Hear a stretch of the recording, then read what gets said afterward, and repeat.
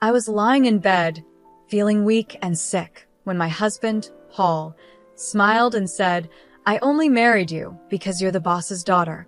I looked over at the scarves and gloves I had lovingly knitted for him, now tossed aside like they didn't matter. His words stung. He seemed so disappointed in me, and I knew I had to wake him up to reality. I chuckled at the thought of him realizing how wrong he was, thinking everything was going his way. My name is Kelly Riley. I've been married to Paul for 6 years now. We don't have any children, but we've been living happily together. Paul works a lot and is often away from home. Sometimes I feel lonely, but he always makes an effort to spend time with me on his days off, which helps me manage the loneliness. I met Paul through my father, who was his boss at the time. After we got married, Paul suggested that I become a stay-at-home wife. It seemed like a good idea to me, and I had plenty of time for myself. While supporting Paul, I started making friends with the neighbors, doing some exercise, and taking up sewing. I tried different things to fill my time, but sewing and knitting became my favorite hobbies. Every winter, I would knit scarves and gloves for Paul. My first few attempts weren't great, but I got better with time. Eventually, Paul even told me they were as good as the ones you could buy from a store. Hearing his kind words made me love sewing even more. I dreamed of one day sewing with our future child. I mentioned it to Paul, and he smiled, saying, "Maybe I'll join in and learn when the time comes." It was moments like these that made me feel happy in my life. I also made sure to take good care of the house and always spent quality time with Paul when he had days off. Thanks to his good salary, we had a comfortable life, and from the outside, I probably seemed very lucky. I had no complaints and thought we would continue living quietly like this, just the two of us, with hopes for a child in the future. But about 3 years ago, things started to change. One evening, I was waiting for Paul to come home, as I always did. Suddenly, I felt dizzy and collapsed. Paul had just returned from work and rushed me to the hospital. When I woke up, I found myself lying in a hospital bed. From the conversation between Paul and the doctor, I learned that my condition wasn't minor and would be something I'd have to deal with for the rest of my life. Thankfully, it wasn't life-threatening, but the doctor warned that it could happen again. They recommended I stay in the hospital until I was a bit stronger. Seeing that I was worried, Paul reassured me, "It looks like you'll be in the hospital for a while, but it's okay. I'll come visit whenever I have time off from work. We'll get through this together." He held my hand as he spoke, and his words eased my fear.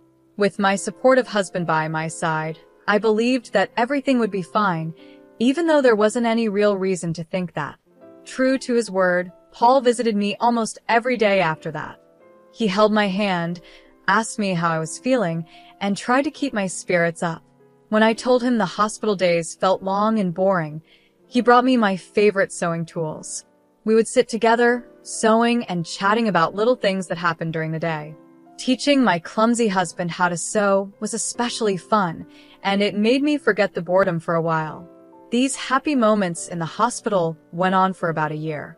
Last winter, I made him another scarf as part of our yearly tradition. But after that, I noticed Paul started visiting less and less. Now, if he showed up once every few weeks, I considered myself lucky.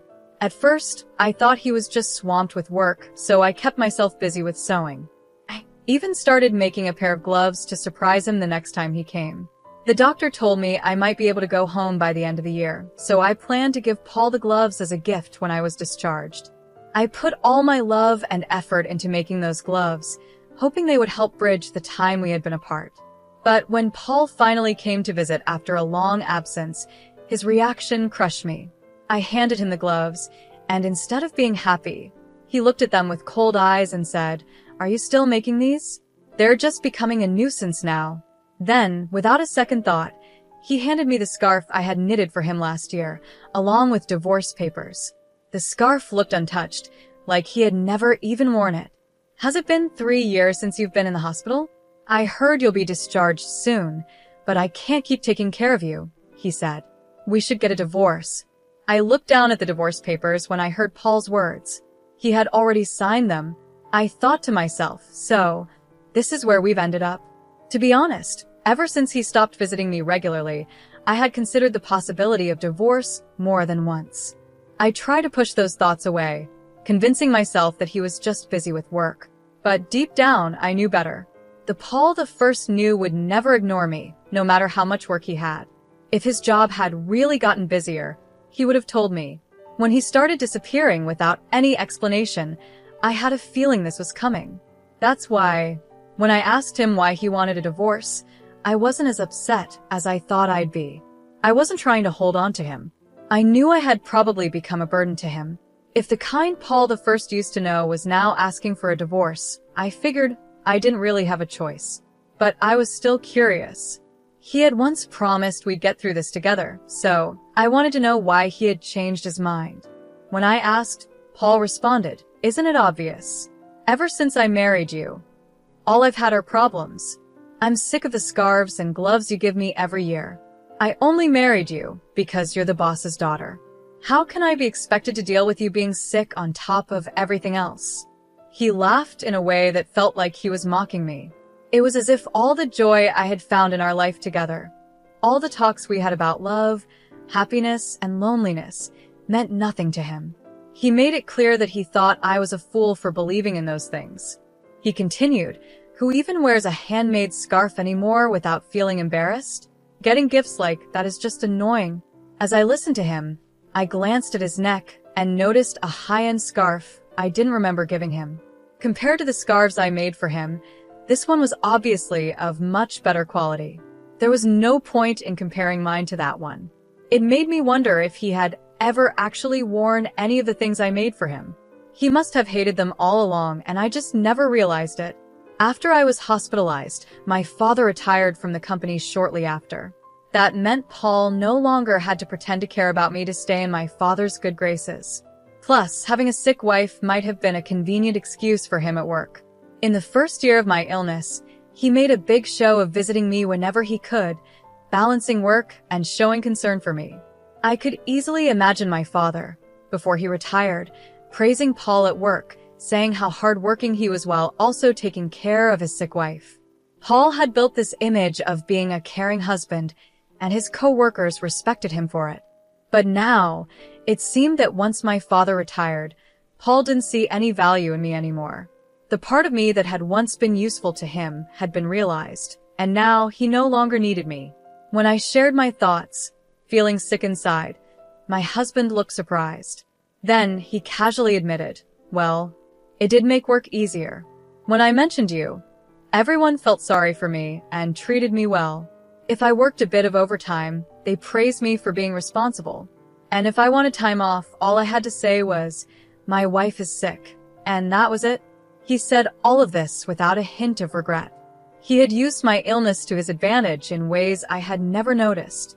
"As for the promotion I'm up for," he continued, "I mean, the others are idiots, but I do have to thank your illness for that." I listened quietly with my head down. When I finally looked up, I saw a smug grin on his face. The man I once loved was gone, replaced by someone I didn't recognize. This was his true self. "Well, if I was able to help you, I guess that's good," I said. "We probably won't see each other again, so take care." I handed him the divorce papers. He had no more use for me after that, and quickly turned to leave. And just like that, our divorce was final. After he left, I cried softly to myself. After some time, I was discharged from the hospital and went back to my parent house. When my father heard what had happened, he was furious. "I never thought he could be that kind of person," he said, his voice raised. But for me, it didn't matter anymore. I calmed my father down and told him that once I cleaned up the house, I wanted to move back in with my parents. They understood and told me to do whatever made me happy. For now, I decided to live with them. Before moving back in with my parents, I wanted to visit the house where I had lived with my husband. But when we got there, I found that the front door lock wasn't working. My parents and I exchanged confused looks and decided to ring the doorbell. A stranger answered the door. Feeling puzzled, I asked him about the situation. He told me that he had bought the house a while ago and had been living there for a few months with his wife and child. They seemed happy. My parents were even angrier after hearing this, but I didn't want to cause any trouble for the new family. I bowed my head and quietly left. However, I couldn't just leave it like that, so I called my ex-husband right away. On the phone, he answered casually, "Oh yeah, I sold the house while you were in the hospital. Keeping the money from the sale is like compensation for me. It was my house to begin with, so you don't really have any complaints, right?" I couldn't help but sigh at how indifferent he was. I wish he had told me sooner. From what the new owner said, the house had been sold quite a while ago. My husband probably put it up for sale about a year ago, around the time he stopped visiting me. Even if he had planned to divorce me, selling the house without discussing it with me was just outrageous. Our divorce had already been finalized when we signed the papers, but since I was still in the hospital, we had agreed to talk about compensation and dividing assets after my discharge. We had a meeting planned for next week, but he decided to act on his own. It was unbelievable. What made it worse was that he didn't even think he had done anything wrong. So, I calmly told him over the phone, "You really don't understand anything, do you?" "Huh? What do you mean?" he asked, sounding confused.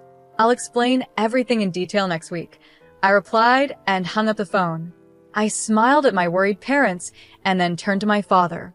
"I need a favor," I said, sharing my plan with him and asking him to help me get ready for what was coming. "I understand," my father said, his face serious but supportive. "I've already prepared the necessary documents. There's not much time before the meeting next week, but we'll manage." I could see a hint of regret in his eyes, probably because he had once recommended my husband to me. But his anger at what my husband had done seemed to drive him to help me as much as he could. I thanked my father and waited for the day of the meeting. The thought of seeing my husband's reaction made me smile for the first time in a while. With my father's help, we got everything ready for the meeting. We decided to hold the discussion at my parents' home. My parents and I sat together on one side, and my husband sat alone across from us. I'm sure he knew my parents were hurt by the divorce, but it didn't seem to bother him anymore. He didn't show any sign of respect towards them, and his face even held a hint of a smile. His attitude was arrogant, as if he didn't have anything to worry about. "I'm the victim here," he began, "but I'm not going to ask for too much. The money from the sale of the house will be enough." He spoke as if he was being generous, like he was doing us a favor by not asking for more. Seeing his smug attitude, my father's face turned red with anger. I gently placed my hand on his to calm him down. There was no need for us to get upset. We knew that in this discussion, my husband was the one who would be at a disadvantage, not us. "There's something important we need to talk about first," I said, keeping my voice calm. I spoke up and my father handed over a document. It was proof that the land where the house stood was owned by him. "Yes, the house was in your name. There's no question about that," I said. "But the land the house was built on belongs to my father, and he still holds the title to it. That's clear from this document, right?" My husband's expression changed slightly, his brow furrowing.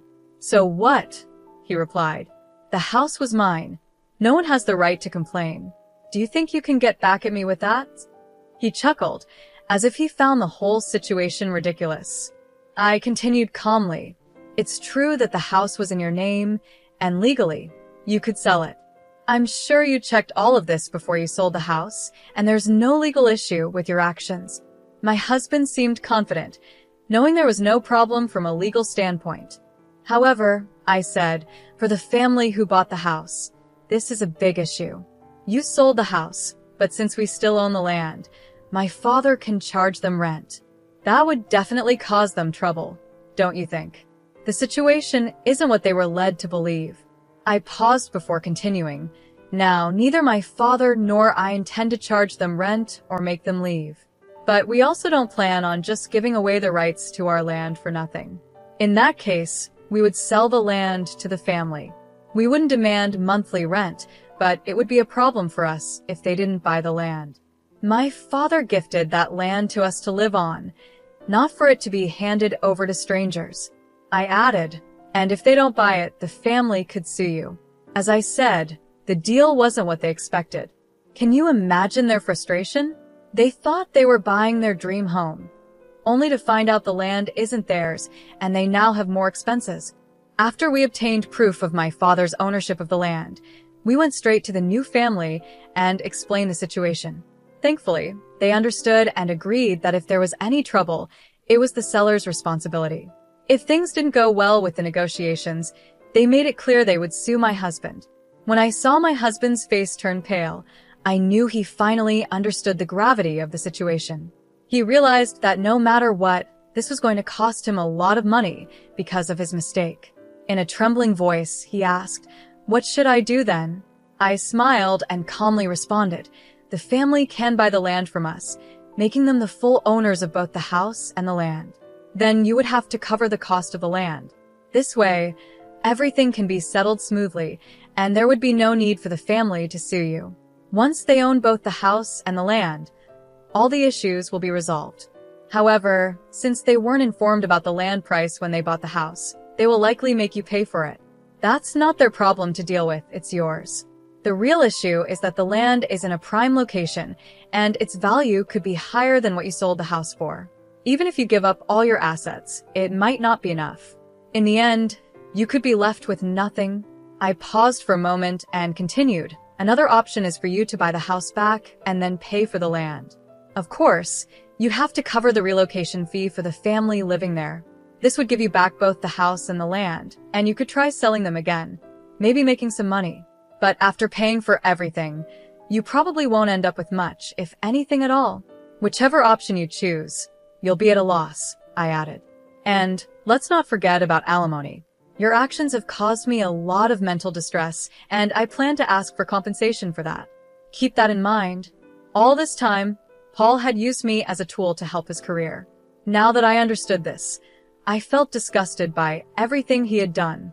I also planned to file for damages for the emotional harm he caused me. Even though it might be hard to prove and I might not win, bringing up these issues was important, especially considering the situation he's in now. Paul, now cornered, didn't seem to have the ability to fully process what was happening. It looked like all these things could become his reality soon. My father, seeing the opportunity, added, "Even though I'm retired, I still have many connections at the company. I've been talking to some of my old colleagues, and they've told me what you've been saying about my daughter and how you've treated her. People at work have lost all respect for you, Paul." With a cheerful smile, my father delivered this news, and I could see Paul finally grasping the seriousness of the situation.